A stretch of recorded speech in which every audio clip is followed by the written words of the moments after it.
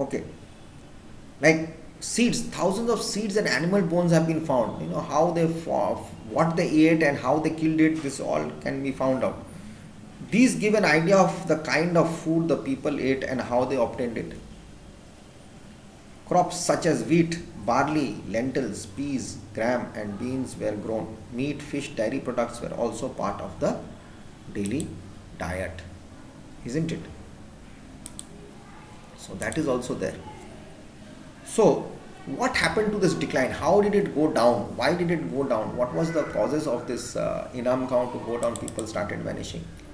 What was the reason? Actually, what happened during that time? So we have to come to know about that as well. Okay. So we'll come to know about that, and at the same time, the decline. In the last phase of the settlement, the people of Inam House seem to have been facing problems. There was a decline in farming which may have been due to shortage of rainfall or a decrease in the fertility of soil. You know that they were cutting down trees, burning one place, doing farming there. Again, that farming, that land was getting bad. Again, they were going to a new place. They were hunters and gatherers during that time. But in Inamgaon, people were staying there because the agriculture system was okay. They had developed quite a lot. But because of rains, if there is no agriculture, if they don't get the food, if they don't get the animals to hunt, then what will happen? People began relying more on hunting and gathering food.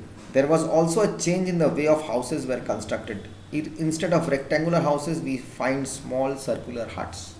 Round huts were also found. The megaliths.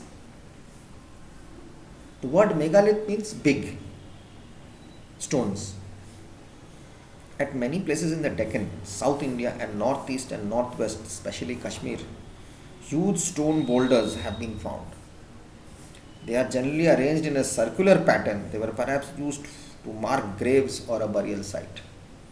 These stones, boulders, are called megaliths, big stones. There is a structure in England which has somewhat similarly placed large pieces of stone. Can you name this structure? We'll do that later. The megaliths have some special features. First, megalithic burials were underground and megaliths were placed on the surface to mark the burial spot. These probably served as signposts. Second, many objects have been found in the graves, including human skeletons, pottery, agricultural tools, weapons, and ornaments.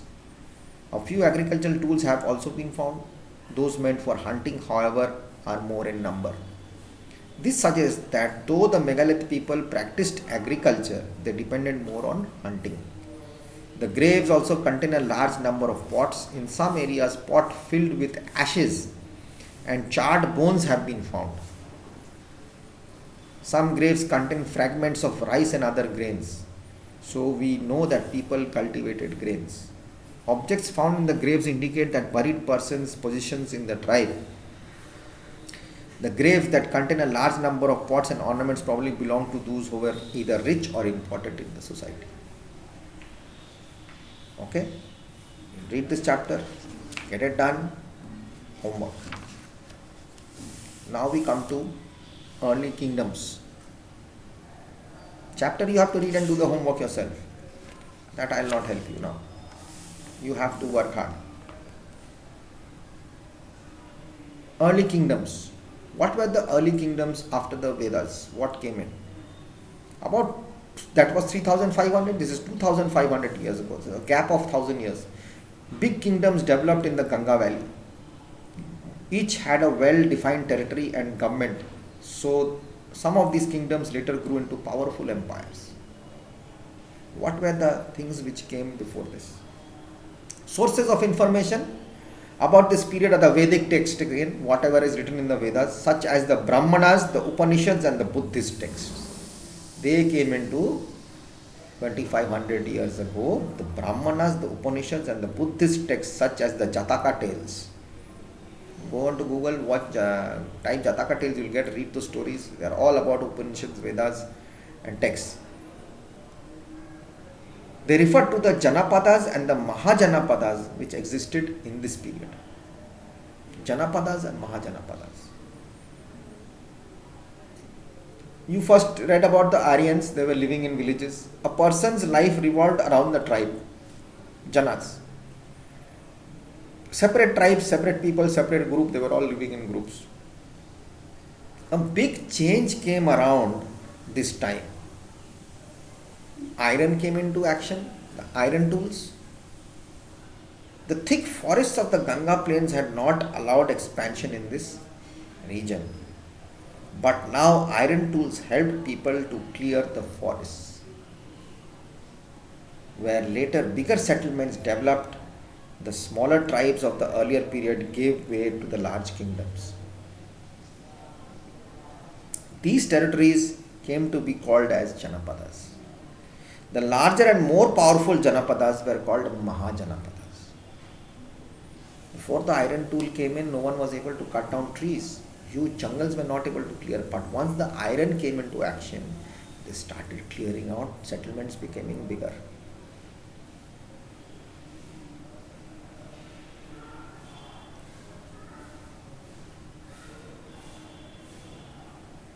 See how they made their place in this map. There were 16 Mahajanapadas in the Ganga Valley in the 6th century BC. This is the Ganga Valley, which is coming from top. This is total Ganga Valley.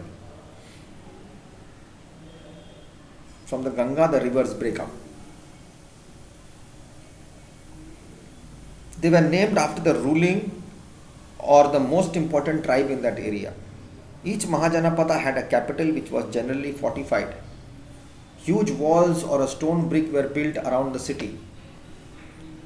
This was perhaps to resist attacks by neighboring kingdoms. The Mahajanapadas were of two types, republics and monarchies. One was by the people elected and one was monarchy. Whatever they said was done by the king or queen. Republics. A republican Mahajanapada was ruled by a group of elected common people. There was no king. Decisions were taken by a majority vote. The Sakyas and the Lichavis were the important republics. Still now it is going on. History is repeating itself. Monarchies, the monarchical Mahajanapadas were ruled by the kings. The king was very powerful. He had a large army and many sources of revenue. Kingship was hereditary. The king's son succeeded him to the throne. Magadha, Vatsa, Avanti and Kosala were the greatest of these kingdoms. The Ashmaveda, the horse sacrifice ceremony, was performed by powerful kings. The king, wishing to perform the ceremony, set a horse free to roam through the kingdoms of the rulers, of other rulers. If a king allowed this sacred horse to pass through his territory, it indicated that he had accepted the superiority of this first king. But if he stopped the horse, it meant that he was challenging the authority of the first king. A battle followed such a challenge. At the end of the whole process, there was a grand ceremony. Kings of the neighboring kingdoms were invited to it. The king was to perform the sacrifice who proclaimed, "The King of Kings." Priests chanted tales of his glory, performed rituals and sprinkled sacred water on him. At the end of the ceremony, the horse was sacrificed as a gift to the gods. The poor horse got killed. What beliefs were going on? Anyways, I am not going into that. Which form of government, republican or monarchical, was better suited in those times? In modern day Indian, a republic or a monarchy? India is a republic, not a monarchy. Taxation. Large armies required more money. Therefore, kings began to collect taxes on a regular basis. They appointed officers to collect taxes from the people. Land taxes, agricultural taxes, everything was taken. Most people were farmers. Agriculture has been coming on from ground zero level. So agriculture was the main source of revenue. The farmers gave 1/6 of their product to the king, that is 60-40. So they used to keep 40%, 60% used to go. This was called bhaga or share of the produce, which is still being done. Bhag is still being done, bhaga. During this time, the farmers began to produce more of the land. This was because of two factors. First, the iron plow came into use on a larger scale. It was an improvement over the wooden plow. Second, the practice of transplanting paddy, that is growing saplings separately and then planting them in the fields.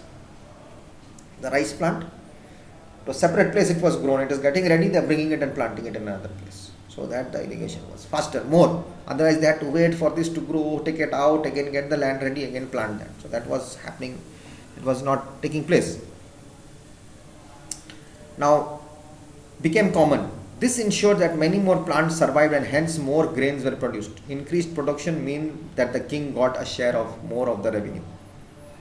There were other sources of revenue, craftsmen such as carpenters, potters and weavers also paid tax, either in cash or kind by offering free service to the king. There were also taxes on buying and selling goods. So GST was still there, tax was there. Trade got a boost. The four varnas we see in the picture here, Brahmin, Kshatriya, Vaishya and Sudra, we still have it.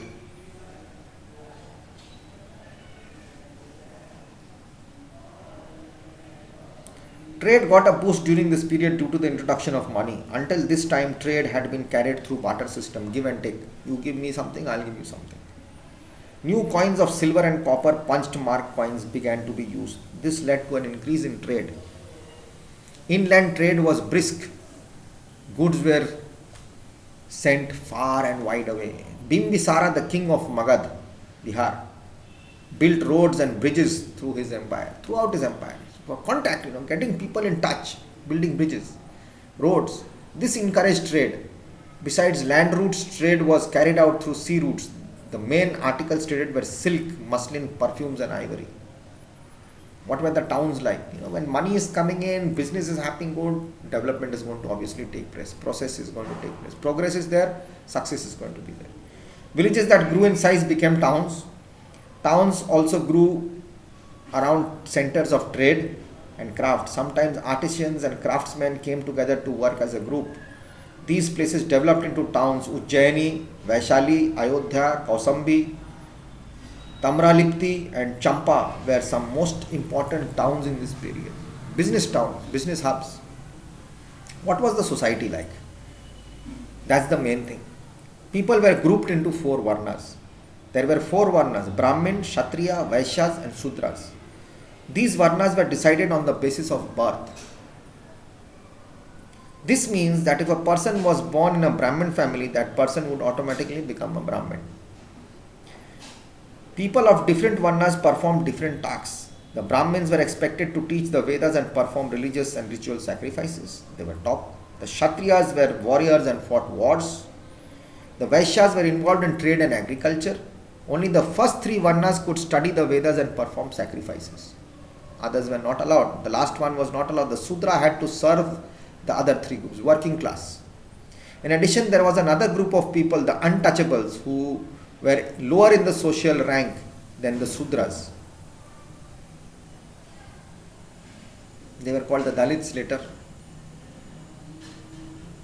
The birth-based Varna system was disliked by other people and of the land of the lower Varnas. Over time, the Varna system became more and more rigid. Professions became hereditary and there were separate rules for each Varna.